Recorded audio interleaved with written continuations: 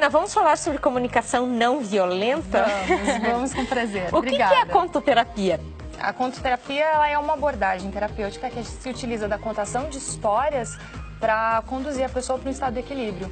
Então, você está vivendo, mudou de cidade, ou está sofrendo bullying na escola, ou quer mudar de trabalho e está se sentindo inseguro.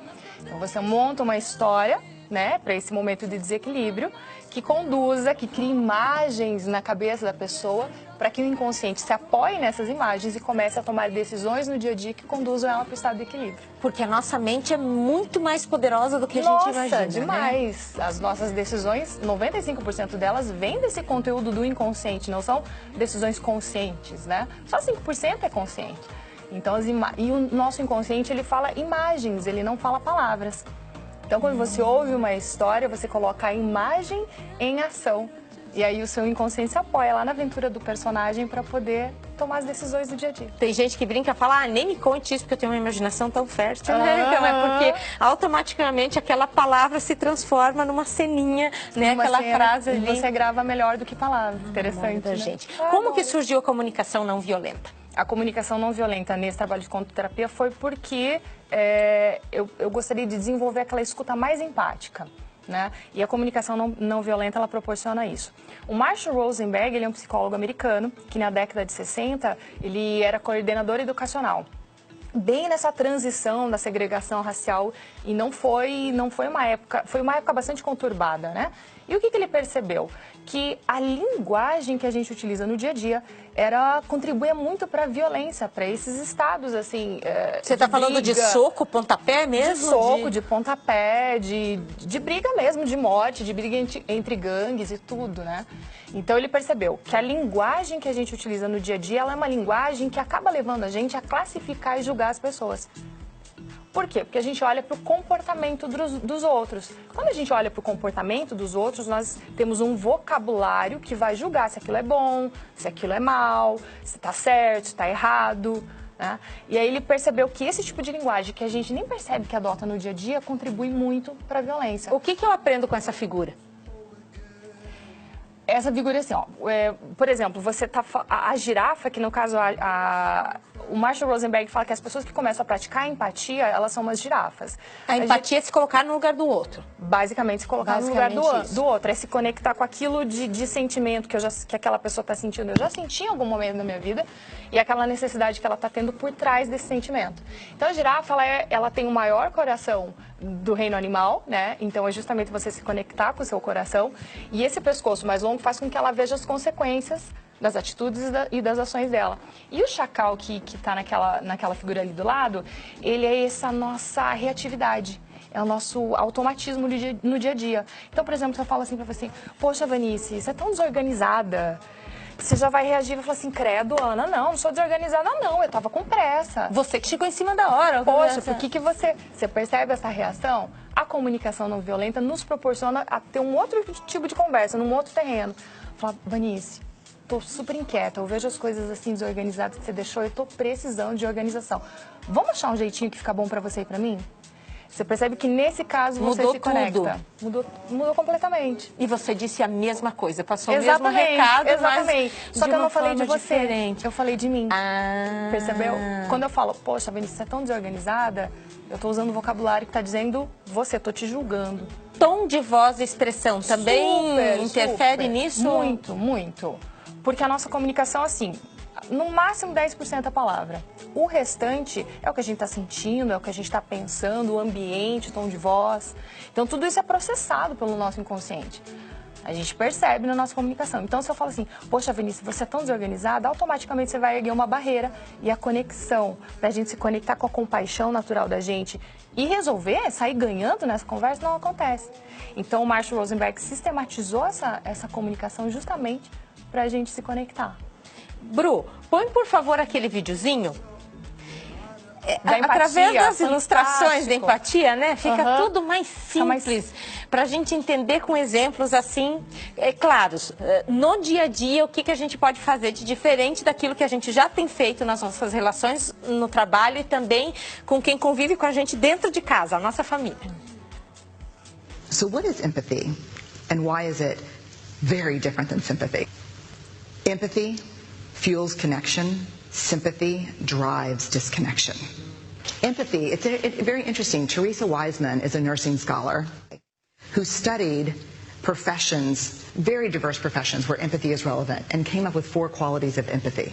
Perspective taking, the ability to take the perspective of another person or recognize their perspective as their truth. Staying out of judgment, not easy when you enjoy it as much as most of us do.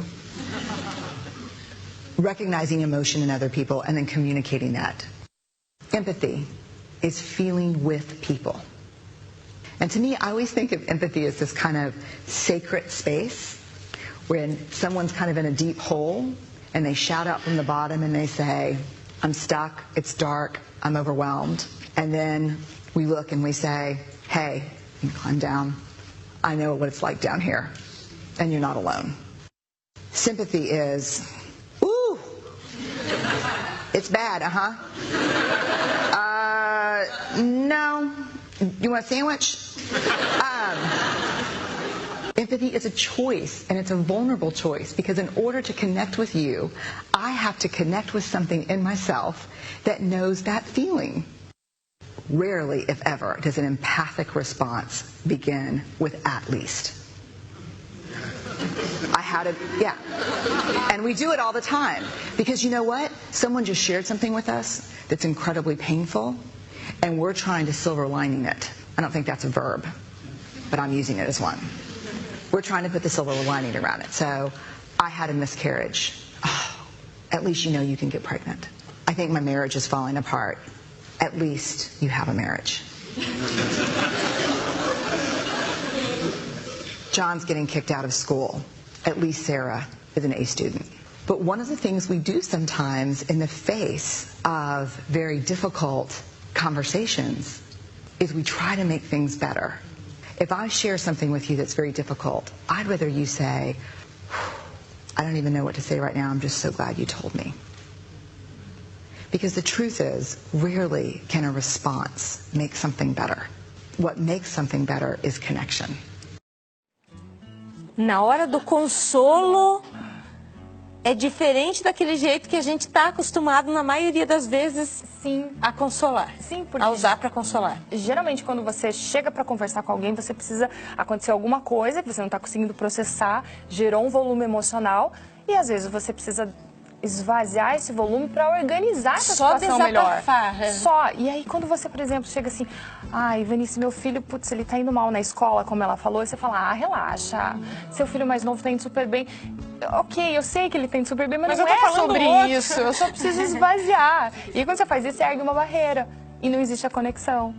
E a empatia é você justamente pensar, nossa, o que será que a Ana está sentindo nesse momento? Será que ela está se sentindo insegura porque o filho dela, ela gostaria que o filho dela fosse melhor?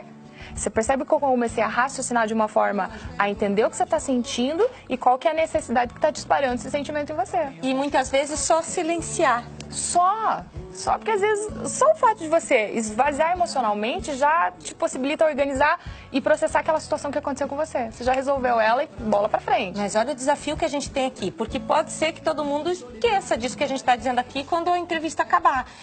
Como colocar isso em prática, então, no dia a dia da gente? Porque imagine todo dia você ficar ali planejando que palavra você vai usar.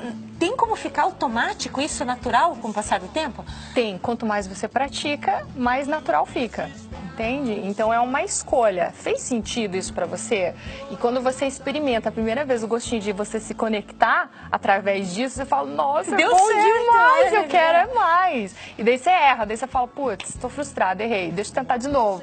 Sim. Ai, agora deu certo. E você, é um autoconhecimento muito grande. E você fica mais assertivo no dia a dia. Nas empresas, como aplicar? Como aplicar? As empresas, elas podem... Por que acontece hoje em dia? Num mundo de 7 bilhões de pessoas, que a gente se comunica o dia inteiro, que a gente se comunica em redes sociais, saber se comunicar é muito importante, né? Porque as conversas, elas acabam gerando muito conflitos. Então, a empresa pode se beneficiar disso através de treinamento, através de workshops que apresenta justamente para quem é gerente, para quem não é gerente, para quem é do RH, para você ter um melhor relacionamento com o cliente, que acaba, claro, desenvolvendo confiança, conexão e gerando receita para a empresa. O vendedor e quem está comprando. Para quem é professor, para quem é vendedor, para quem em qualquer lugar. Imagina uma professora que entenda disso e lida ali com as crianças de uma forma a falar de emoção e de sentimento. Com os adolescentes, demais. Com hormônios à flor da pele. Em casa. Enfim, porque você se comunica com todo mundo. Tem que ser personalizado esse atendimento? Por exemplo, você com a mãe, você depois com o professor, ou você com um gerente? Não necessariamente. Uma vez que você entende como que funciona essa sistematização, essa parte mais mental e mais robótica, assim, você já começa a perceber, porque os sentimentos são umas nuances. E se a gente for descrever sentimento, a gente tem o quê? Umas 10 palavras para falar? O que eu tô sentindo? Eu tô triste. Não, mas tem mais nuance. Quando você vai se conectando e sabendo que situações disparam seus gatilhos, você começa a ficar mais maduro emocionalmente. Então você não precisa falar palavrinha. Você já vai saber se expressar porque você já se conhece. Você sabe que aquela situação gera essa necessidade, que gera esse sentimento. Ou de dar um tempo para a pessoa naquela hora. Claro. Fala, olha, não tô conseguindo, eu fiquei extremamente... Em vez de você falar assim, poxa, sai daqui, não quero falar com você. Você fala, tô muito agitado, não tô conseguindo conversar com você agora. Eu vou descobrir o que é, depois a gente volta? Ok. As DRs de casais também. Meu Deus, levava 2 dias lá em casa, porque eu só que falo e meu marido é o que fica quieto. E em meia hora, aí eu fiz a formação, ele fez o grupo de prática comigo, e aí em meia hora a gente conseguia passar por assuntos que antes eram doídos pra gente falar. A gente sempre achava que ele tava me atacando, eu tava atacando ele. E a gente conseguiu se conectar, porque a gente entendeu como funciona a empatia. É uma escolha, não é toda hora, não é todo momento, é uma escolha. Sim, sem mais. Obrigada, Aninha, muito bom. Prazer. Obrigada. Essa é a comunicação não violenta. A gente não busca paz, né? Tudo nessa vida. Tem jeito. Aí também, no jeitinho de falar.